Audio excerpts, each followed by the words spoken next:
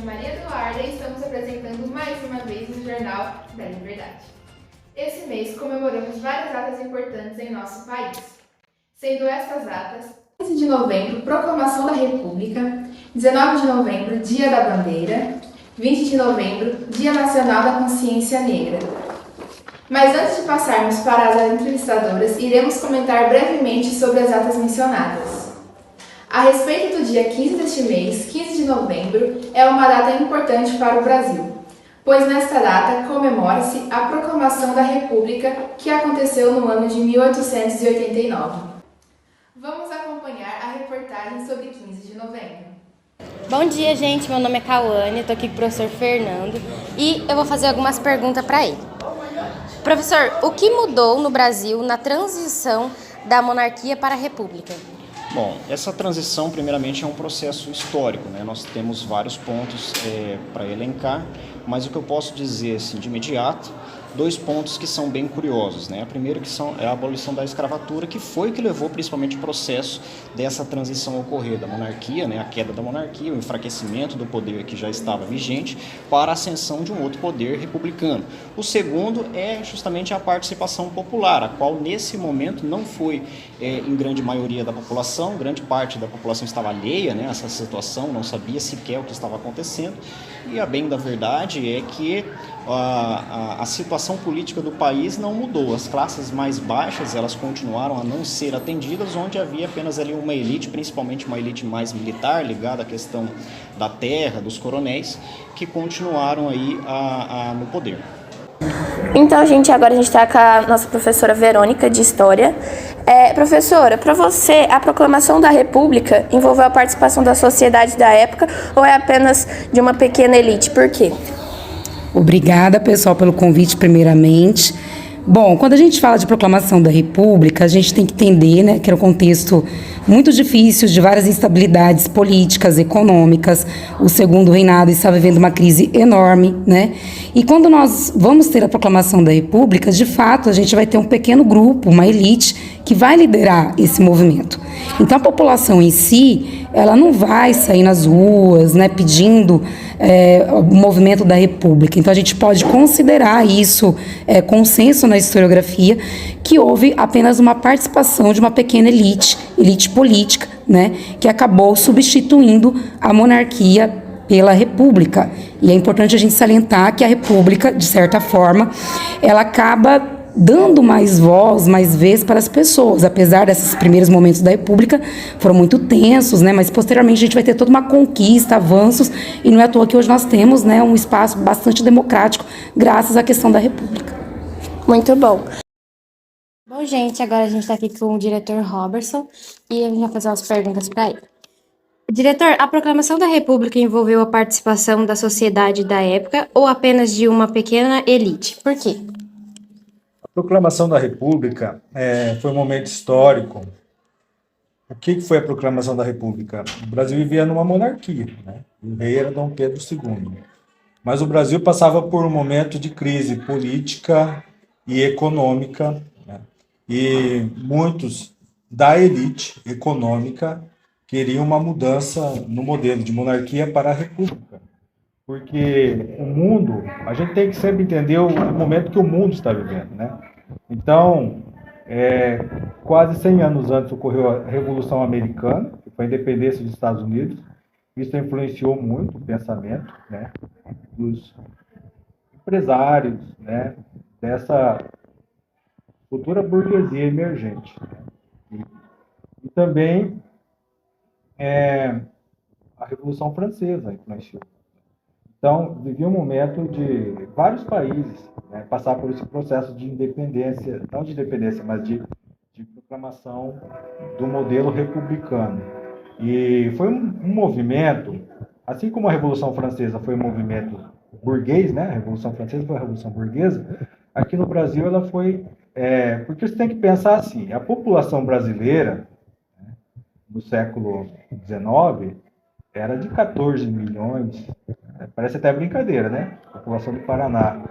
Começou o século XX com... Como que era essa população, né? Você ainda tinha... um ano antes libertação dos escravos. Então, era a população, mas que acesso à fala esse povo tinha, né? Então, é uma sociedade bem diferente. E nas várias cidades que você tinha uma elite, você tinha os clubes republicanos, aquelas pessoas que estudavam na Europa e voltavam para o Brasil, e tinha todo esse debate, né, de uma sociedade mais moderna, né? Então, eu vejo como um movimento realmente de reforma, né, da elite. E qual é o papel da escola diante desse cenário? Então, o papel da escola é sempre você trabalhar com o ensino. Ensino de história, ensino de cidadania e civismo, né? Para que vocês conheçam o passado, né? E para que vocês hoje, de posse desse conhecimento, saibam tomar as suas decisões aí. E estar preparado também, porque o que a gente ensina aqui vai ser cobrado ali, logo ali, né? Vestibular, Enem, né? E também para a vida. Obrigada, diretor. Agora estamos com o professor Igor, de História. Bom dia, professor. Bom dia, tudo bom? Professor, qual a diferença entre um rei e um presidente da República? Pois bem, na monarquia, né, mesmo junto com a república sendo formas de governo, mas elas são bem distintas entre si. Na monarquia, nós temos como chefe de Estado o monarca, o seu poder passa de geração em geração, ou seja, de forma hereditária, e ele fica no seu cargo, né, no seu poder até a morte. Diferente da república, como o nome já está dizendo, res pública, coisas do povo, onde o povo vai escolher os seus representantes, onde o povo pode escolher aquele que vai deter esse poder. Muito obrigado. Agora fiquem com a reportagem do dia 20 de novembro, Dia da Consciência Negra.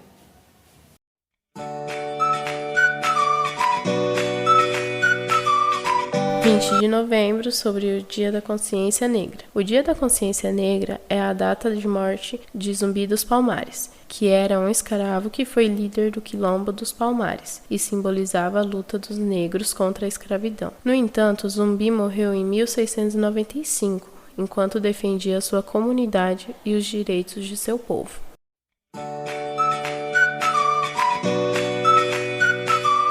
E, na sua opinião, por que é necessário uma data para celebrar o povo negro do Brasil? Bem, antes de responder a sua questão, Nicole, eu gostaria de relembrar um pouquinho da consciência negra, né?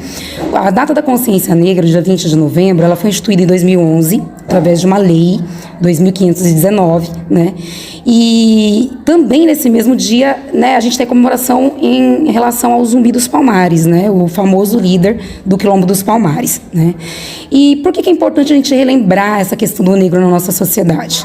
Nós vivemos uma sociedade em que há 3 vezes mais chances de um menino negro ser morto em uma periferia do que um menino branco, né? A gente tem essa questão ainda movimentada através da cor da pessoa. Infelizmente, a gente ainda tem isso, né? E eu acredito que a questão da consciência negra, o fato da gente ter a celebração de um dia para relembrar tudo que os negros passaram, a questão da escravidão, né? A questão de ser toda uma camada popular reprimida, né? De uma certa forma pela história, de uma forma geral, a gente vai ter necessariamente, né, no Dia da Consciência Negra, o momento para relembrar esses feitos históricos dos escravos, dos ex-escravos e dos negros atualmente, né? E, da mesma forma, isso é importante estar bastante visível na educação para a gente não ter, né, episódios, infelizmente, episódios muito tristes, como a gente vê recorrentemente nos jornais, de pessoas sofrendo racismo, né? Até mesmo, muitas vezes, no ambiente escolar, a gente vê muitos episódios de racismo, futebol, enfim. Todos os dias a gente tem notícias relacionadas ao racismo na mídia, né? Então, para a gente tentar podar essa questão do racismo, é fundamental que na educação, no dia a dia, a gente relembre essa questão da consciência negra e de como o negro foi importante para a nossa história. Muito obrigada, professora. Eu que agradeço. Bom, gente, agora a gente está aqui com a professora Roseli, de Filosofia, e a gente vai fazer umas perguntas para ela. Professora, o que o Dia da Consciência Negra representa? É um dia que a escola vai estruturar a cultura negra, né? Voltar à cultura negra, para a gente, de uma forma mais consciente, com argumentos mais sólidos, trabalhar toda a cultura negra de uma forma que elimine o racismo, os preconceitos, né? Ao invés de você falácias, né? Ter falácias, opiniões você vai ter argumentos sólidos, estudando dentro do contexto escolar, né? Toda a cultura deles, para ela ser valorizada, né? E não ter tanto preconceito com os negros em relação à religião, né? Toda a cultura deles. Né? Muito bom. E qual é o papel da escola em relação à consciência negra? O papel é mostrar, igual eu falei assim, pegar todas as disciplinas, né, de humanas, mostrar os pensadores, né? Toda a história do contexto, né, dos negros, mostrando pensadores como Gilberto Freire, né? E valorizar toda a história deles. Não, como eu falei para vocês, não falácias, né? Mas argumentos sólidos e mostrando a importância da religiosidade deles, da cultura deles, né? Dentro do contexto escolar, para, ao invés só, né, ter argumentos, ter argumentos sólidos para a gente valorizar a cultura deles. Professor, o professor poderia mencionar alguns escritores negros e algumas de suas principais obras na literatura brasileira? Sim, posso. Nós temos vários autores negros, né, dentro da literatura brasileira. Em destaque, eu posso dizer o Cruz e Souza, né, um autor simbolista, escreveu vários poemas. Nós temos também Lima Barreto, né, bem conhecido, mas o maior de todos, o Machado de Assis, internacionalmente conhecido, teve várias obras publicadas, filmes que foram feitas, adaptações dessas obras, né, Dom Casmurro, Memórias Póstumas de Brás Cubas, Quincas Borba, entre muitas outras. Obrigada, professor. Então, gente, agora a gente está com a nossa pedagoga Elaine. Pedagoga, para você, o que o Dia da Consciência Negra representa? O que o Dia da Consciência Negra representa? A valorização da luta, né, e da cultura dos negros. Muito bom. Qual é o papel da escola em relação à consciência negra? A gente orienta, leva os alunos a refletirem através de atividades de mostras culturais, né, na semana do dia 20 de novembro, onde celebra o Dia da Consciência Negra, e tem apresentações de trabalho, pesquisas que eles realizam para valorizar, né, toda a luta que eles tiveram, para que conseguissem até ter um dia especial para eles. Muito obrigada. Estamos aqui com o Cauã do segundo A.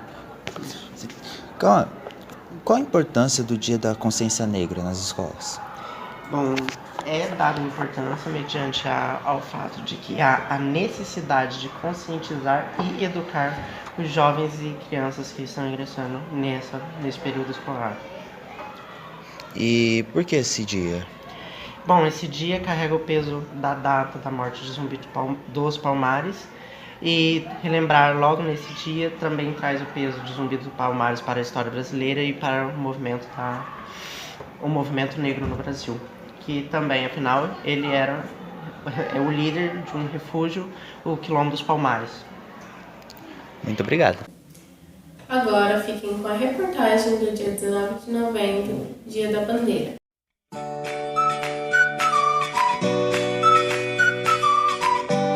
Sobre o dia 19 de novembro, o Dia da Bandeira começou a fazer parte da história após a proclamação da República, que com o fim do período imperial foi substituída por uma bandeira que representava as mudanças que o Brasil passava.